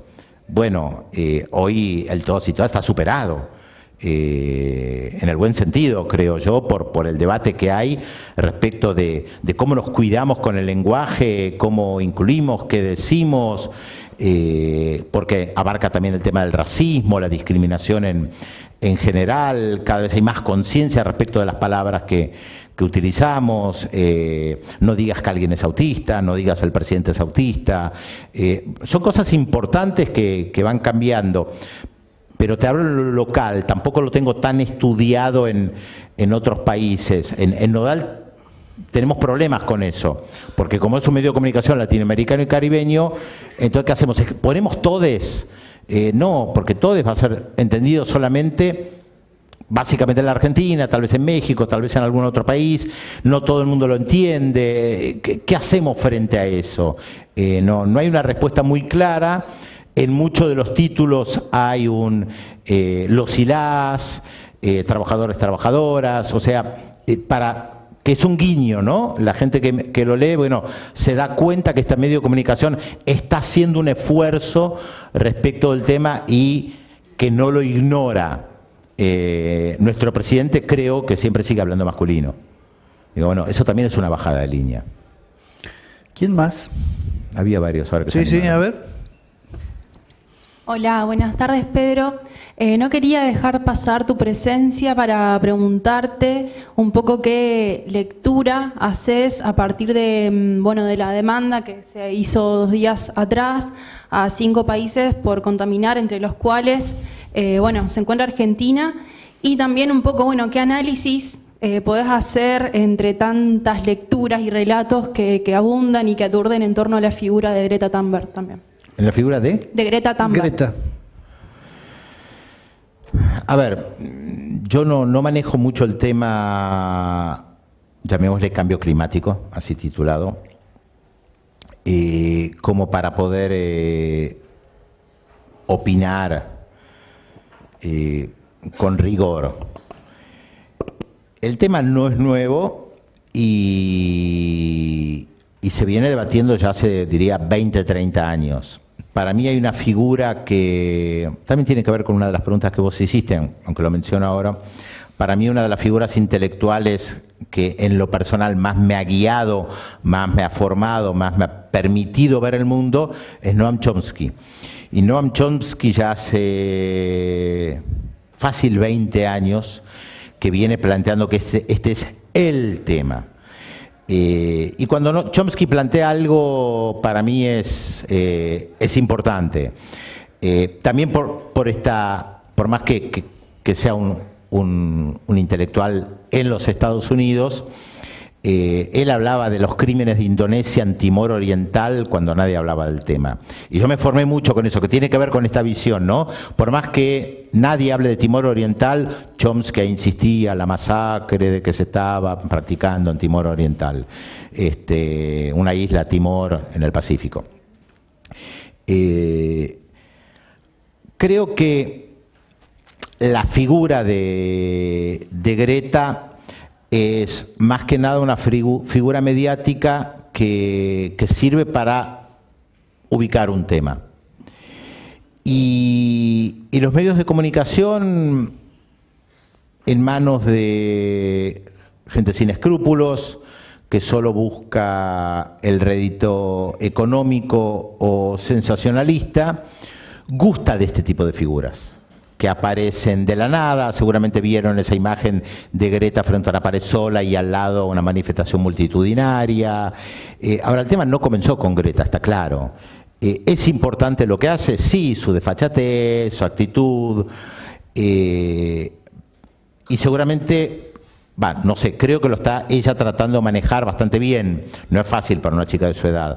A mí me hace acordar un poco, salvando las distancias, al caso en Chile en el año 2011 con la protesta estudiantil y Camila Vallejo, que de repente todos los medios de comunicación, Tapa Revista, la bella Camila Vallejo, la líder estudiantil, que la tomaban los medios de comunicación por esa característica. Es verdad, ella hablaba muy bien. Son formas de neutralizar el mensaje. Sí, bien. Y ella fue muy hábil con eso, porque no se maquillaba, no hablaba de su historia personal ni de su vínculo de pareja, y permanentemente se corría del tema, y cuando le sacaban el tema, ella se corría del tema. O sea, muy formada ideológicamente, entendía que ocupaba un lugar importante donde el estereotipo de belleza, porque al fin y al cabo es estereotipo de belleza occidental, la ponía en ese lugar, y ella permanentemente trataba de correrse. Tampoco podía correrse y decir pónganla a una mapuche, no, está claro, no tenía ningún sentido. Ella era parte del movimiento estudiantil. Ahora, la visibilización del movimiento estudiantil fue mucho más allá de ella. Greenpeace viene trabajando sobre estos temas hace décadas. Algunos medios de comunicación le han dado lugar cuando Greenpeace ha organizado cosas espectaculares como lo que fue en La Rural y tantos otros. Creo que hoy hablamos del tema porque, bueno, varios países lo vienen planteando, en nuestro caso en particular, también porque está el acuerdo Europa-Mercosur, la actitud de Francia respecto de Bolsonaro, los incendios, la Amazonía. Bolsonaro ayer diciendo que la Amazonía no es el pulmón del planeta, ni es patrimonio de la humanidad. Ni es patrimonio de la humanidad. Difícil saber qué va a pasar con ella, ¿no? Es muy joven. Y los medios de comunicación son... A veces me sitúo afuera, digo son y no somos, porque además yo reniego esa actitud, no solamente muy perverso, sino muy de usar y tirar, usar y tirar, usar y tirar. Y esto lo hemos visto en innumerables ocasiones, en programas de chimentos, en la política, en todo. Usamos, tiramos, usamos, tiramos. Entonces, espero que no tenga ese destino y que esto no la afecte en lo personal también. No es fácil resistir a los medios de comunicación. Y hay muchos casos donde vamos a encontrar revueltas donde los medios, en la necesidad de encontrar una figura, toman a la figura y se olvidan de lo que pasa alrededor.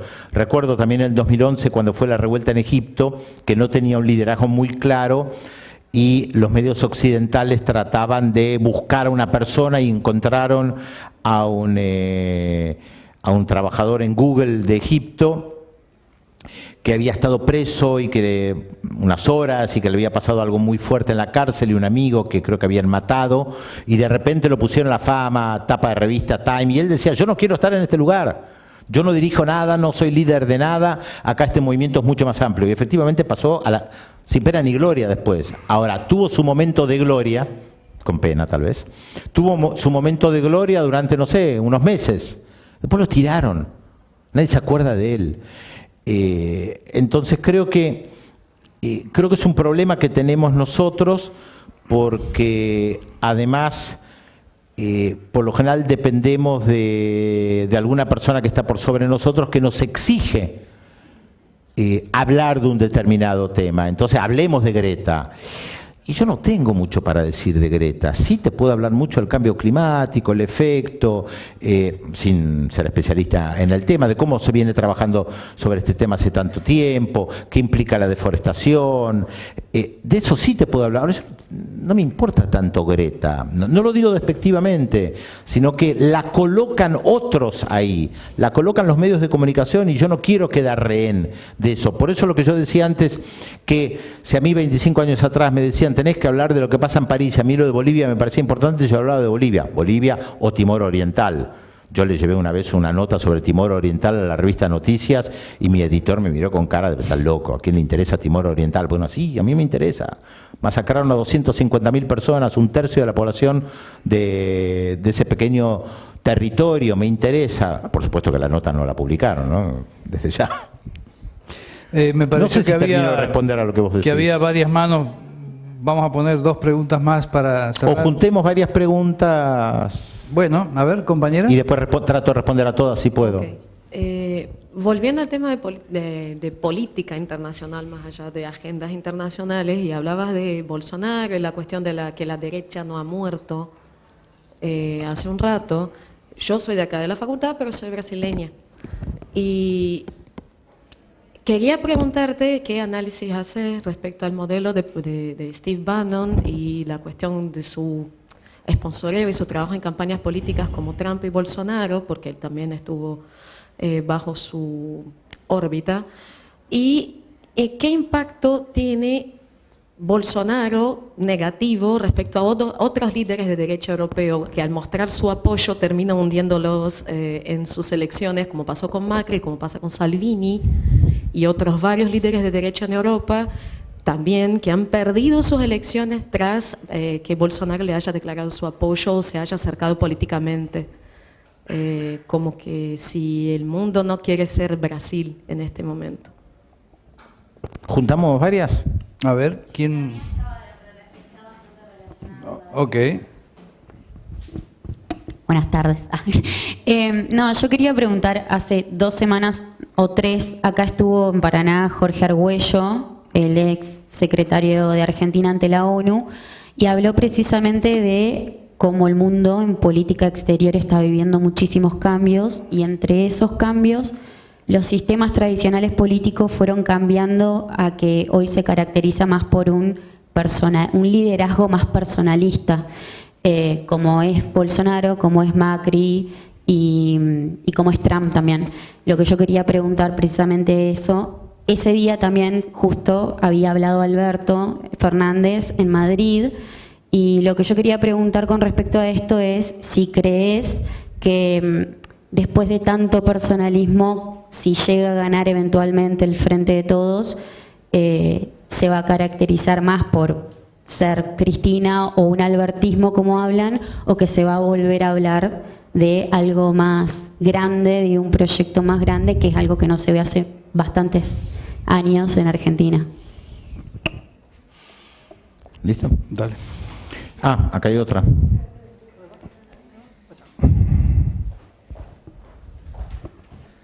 ¿Cómo le va, Pedro? Primero, un gusto. Mi nombre es Daniel, vengo de Radio Universidad Nacional de Jujuy. Y yo le quería hacer una pregunta más orientada al tema comunicación internacional, ¿no? Que es donde uno lo ha seguido permanentemente, y el impacto que tiene un análisis internacional, a veces no quizás sobre la realidad argentina, pero sí sobre los otros países. Medido esto en el tema de censura, yo a usted lo seguía en la televisión pública cuando tenía su programa de política internacional, y después, bueno, vi que lamentablemente no pudo seguir, o lo que pasa, por ejemplo, con la cadena Telesur, que en caso de la provincia de Jujuy muchos canales de cable lo han sacado, lamentablemente, de su grilla, entonces uno no puede nutrirse de quizás esa mirada de otros países, de otros periodistas hacia nuestra realidad, y nos obligan a consumir por ahí cadenas como la CNN, que tiene una mirada más afín por ahí a los gobiernos actuales en muchos de los países que gobiernan. Básicamente me gustaría que usted me haga ese análisis. No termino de entender la pregunta. Básicamente lo que me interesaría saber a mí, ¿no?, es qué análisis nos puede hacer usted de torno al impacto que puede tener un análisis de política internacional en un gobierno como el del presidente Macri, por ejemplo, ¿no? Porque usted hacía un análisis en la televisión pública y después, bueno, inexplicablemente yo no sé por qué tuvo que irse, básicamente en ese contexto, por qué cadenas como Telesur, que hacen análisis sobre el gobierno argentino, en caso de Jujuy muchos canales han desaparecido de su grilla. ¿Por qué crees que te limpiaron? Sí, es una traducción, entendí. A ver, vuelvo al tema de la política internacional. Yo la verdad pensé que la nueva gestión iba a dejar el programa y me iba a dejar, porque al fin y al cabo yo no hablaba de política nacional, ni siquiera analizaba la política exterior argentina, el programa era muy respetado, no había motivo para tocarlo. Pero pude unir los elementos cuando derrocaron a Dilma Rousseff, porque a mí me echan del canal 2016 y yo venía hablando del proceso de destitución de Dilma Rousseff. Y claro, no lo presentaba como algo positivo, no decía, qué bueno, la van a derrocar porque es una corrupta, que es lo que tal vez alguna gente hubiera esperado que yo dijera. Yo trataba de analizar lo que estaba pasando y decía, el objetivo es derrocar a Dilma Rousseff, cosa que efectivamente sucedió. Cuando derrocaron a Dilma Rousseff, yo ya no estaba más en la televisión pública y no habían buscado a nadie de política internacional para reemplazarme. El primer gobierno que reconoció a Michel Temer, que reemplazó a Dilma Rousseff, fue el gobierno de Mauricio Macri. 1 más 1 es 2. Entonces lo que no querían era que alguien planteara al público que estaban buscando derrocar a Dilma Rousseff, y una vez que la derrocaron, apareciera un gobierno reconociéndola, y vos tenés a un periodista que analiza la política internacional y dice, la derrocaron. No va muy bien. Las derechas tienen una habilidad muy grande en presentarse como democráticas en esta era.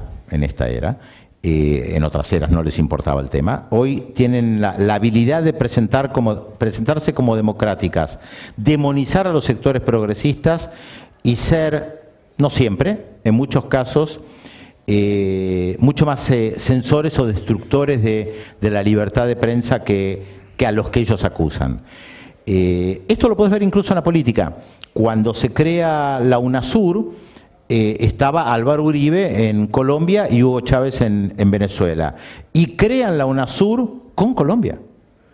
Y cuando en el año 2008 le plantean al gobierno de Colombia un rechazo a las bases militares de los Estados Unidos y convocan una cumbre de UNASUR en Bariloche a la que tuvo que ir Uribe, no lo expulsaron de UNASUR.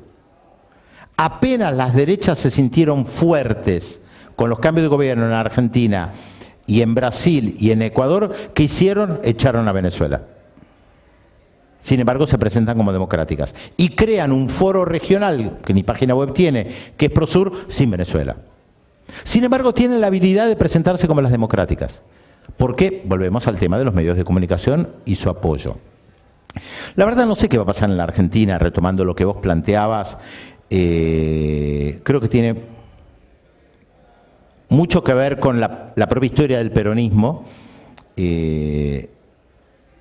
la gente que estudia el peronismo suele decir, y es algo que dentro del peronismo también se dice mucho, que una vez que hay un ganador o ganadora, el peronismo termina alineándose. Se encolumna. Se encolumna, esa es la frase más correcta. ¿Será así, no será así? No lo sé, hay algo diferente en este caso por la fuerte impronta que ha dejado Cristina Fernández. De todas maneras, lo que se canta en todos lados es Alberto presidente. Ahora, ¿cómo va a crecer esa figura? No lo sé. Y tengo mis dudas respecto al tema del personalismo. Hay que ver cada caso. Tendemos a universalizar algunos fenómenos y sacar conclusiones. Yo trato de ser más cauto, y además porque el mundo es mucho más amplio de lo que solemos mirar. Entonces, cuando hablamos de personalismos, ¿incluimos a la India? ¿Incluimos a algún país africano? ¿De qué estamos mirando? O sea, ¿qué estamos mirando? Y por lo general miramos a un grupito de países, que son otra vez los países centrales. Podemos decir, ¿es una tendencia en el mundo occidental o en el mundo al que nosotros nos sentimos más cercanos por nuestra propia historia? La verdad no lo sé. Me recuerdo perfectamente cuando Macri asumió la presidencia que algunos colegas planteaban que Macri iba a tener una gran presencia regional, una gran presencia internacional, que iba a ejercer un liderazgo regional. Y yo me acuerdo que tenía mis dudas y las planteé. Dije, pero ¿por qué Macri ejercería un liderazgo regional? Primero hay que ver si tiene ganas, cosa que no me parece, no es una persona que se haya involucrado tanto en la región antes. En segundo lugar, hay que tener una visión estratégica para la región, para tener un liderazgo regional. ¿Cuál es su visión estratégica? Destruir Mercosur, UNASUR, CELAC, no es una visión estratégica ni a mediano plazo, es destruir lo existente. Y por otro lado, creo que uno de los grandes problemas de las derechas latinoamericanas, que de eso estamos hablando, es que no tienen nada positivo que ofrecer. ¿Qué tienen las derechas latinoamericanas para ofrecer? Recordemos cuando fue el ALCA, en la Cumbre de las Américas en Mar del Plata, año 2005. Los países del Mercosur y Venezuela dicen que no al ALCA. Ahí había dos figuras de derecha fuertes en ese momento. Álvaro Uribe en Colombia y Vicente Fox en México. Prácticamente ni abrieron la boca. ¿Qué iban a decir? Y George Bush. ¿Cómo? Y George Bush. Bueno, ¿quién mandaba? Era Bush. Las derechas latinoamericanas están tan subordinadas a la política de los Estados Unidos que si fracasa el ALCA, se quedan sin, como pasó en ese momento, se quedan sin discurso, porque el ALCA no era de ellos, el ALCA venía de Estados Unidos, ellos se plegaban, porque se pliegan. Entonces, en este caso concreto, ¿qué tienen las derechas latinoamericanas para ofrecer? ¿Aliarse con Estados Unidos? ¿Atacar Venezuela? No es algo que pueda seducir. Para ofrecer un liderazgo regional fuerte, no solamente local, sino regional, tenés que tener algo que seduzca, algo diferente para ofrecer. Que en un momento tiene Chávez, te guste o no. Una visión estratégica respecto de la región. O Lula, cuando Lula plantea las cumbres UNASUR, Medio Oriente, UNASUR, África, lo que él estaba planteando es abrir el mundo, el BRICS, Brasil, Rusia, India, China, Sudáfrica, es salir de lo regional, de lo chiquito, y empezar a ocupar un lugar en el mundo. Por eso miró hacia el Medio Oriente, se hablaba de una biblioteca árabe, arabo-latinoamericano con sede en Argelia, existían los planos, yo vi la maqueta que había hecho el arquitecto Niemeyer que estaba en Argel. O sea, Lula tenía una visión de mundo, no subordinada a los Estados Unidos, un mundo multipolar, acercarse a China, a India, por eso el BRICS también. ¿Qué ofrecen las derechas latinoamericanas? Mirar a Estados Unidos. No es algo que pueda ofrecer un horizonte que seduzca demasiado a la región. Y además es cada país por separado. Para eso no necesito unidad regional, todo lo contrario. Necesito desintegración, que es lo que quiere Estados Unidos, que te advierte con sus viajes de los secretarios de Estado, ojo con el vínculo que tienen con China y Rusia, lo dicen, textuales, no de esta manera, no por supuesto, pero lo verbalizan, no tengan vínculos con China y con Rusia, lo dicen. Cada gira de los últimos representantes de los Estados Unidos advirtieron en Brasil, en la Argentina, en Chile, no nos gusta el vínculo que tienen con Rusia y con China. Nosotros venimos a ayudar, Estados Unidos, ellos vienen a dominar, palabras casi textuales. Parece un discurso antiimperialista de la década del 70, en contra de Rusia y de China. Léanlos porque los norteamericanos tienen una virtud, suelen decir lo que piensan. Lo dicen sin ningún problema. Y lo de Bannon que ella planteaba tiene que ver con Steve Bannon, un asesor de Donald Trump, que estaba recorriendo, no creo que se quede quieto, pero no lo tengo visto este último tiempo, América del Sur y Europa para tratar de formar una especie de internacional, digámosle, nacionalista extrema derecha. No parece estar lográndolo, entre otras cosas porque la derecha europea, que tiene a su extrema derecha adentro como peligrosa, principalmente Francia y Alemania, e Italia y el Reino Unido, mira con mucha preocupación lo que representa Bolsonaro, porque Bolsonaro es parte de esa extrema derecha. Yo he dicho varias oportunidades en la televisión que la derecha europea mira a Bolsonaro como un troglodita, lo considera un troglodita, parece alguien salido de las cavernas de hace 50 años atrás con su discurso anticomunista. Y les preocupa porque es piantavotos. Y encima, no solamente que es piantavotos, sino que eso puede fortalecer a sus extremas derechas, por vínculo Bolsonaro, Bannon, como decía yo, con las extremas derechas. Entonces lo combaten a Bolsonaro, que además es fácil pegarle, más difícil pegarle a Marine Le Pen, más difícil pegarle a Marine Le Pen en Francia, que hoy está mucho más civilizada, entre comillas, que pegarle a un Bolsonaro, que yo digo siempre es un político sin vergüenza. No tiene ningún tipo de vergüenza en decir lo que piensa. Él dice lo que piensa, ¿eh? También hay que leer lo que dice Bolsonaro. Él cree en lo que dice, es anticomunista convencido, piensa que los nenes con los nenes, la nena con las nenas, piensa que los comunistas se comen a los chicos crudos, está convencido de eso y lo dice. En otras palabras, ¿no? Pero más o menos lo dice. Ayer lo dijo Naciones Unidas con esto de... ¿Qué me viene a hablar del cambio climático, patrimonio de la humanidad, pulmón de la humanidad? No, eso no existe, es verso de algunos científicos comunistas.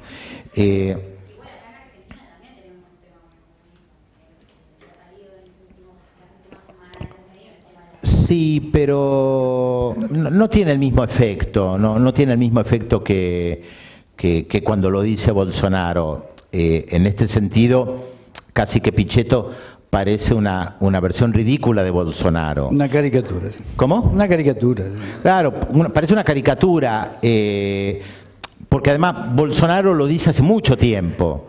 Pichetto es diferente, por más que también algunas de las cosas las decía antes. Y porque el comunismo, bueno, no representa el mismo lugar, no tenemos la historia del Partido de los Trabajadores que tiene Brasil, casi que simplificando, para Bolsonaro el comunismo en la Argentina es el peronismo. No sé si Pichetto se atreverá a llegar a decir eso en algún momento, pero nunca se sabe. No, creo que nos van a desalojar de un momento a otro, ¿no? Sospecho, porque estamos a la hora. No. Vos sabés que antes de terminar su conversatorio, Carlitos Bulanovsky confesó que su segundo lugar en el mundo es México. Sí, lo sé, es un Argenmex, como se dice. ¿Y el tuyo? Bueno, a priori te diría Israel. Yo viví 11 años ahí, manejo el idioma, escucho la radio israelí prácticamente todos los días, estoy muy apegado, tengo familia, amigos, íntimos, hay una cuestión de corazón, de piel, me encanta ir ahí, muy fuerte. Pero por historias personales, como yo conté antes, mis viejos eran alemanes, yo aprendí antes alemán que castellano, entonces yo me siento muy bien yendo a Alemania. Manejo muy bien el francés, por una cuestión personal me siento muy bien, me encanta el mundo, yo trato de adaptarme y si la gente come en el piso con las manos, yo como con las manos, no tengo problema, me encanta aprender idiomas, me adaptaría creo que a cualquier lugar del planeta, pero retomando lo de Carlos respecto de su amor de México, yo te diría que sí, Israel, sí, sin lugar a dudas. Muy bien, ciudadano del mundo, Pedro Briguer, gracias por estar con nosotros. Gracias a ustedes.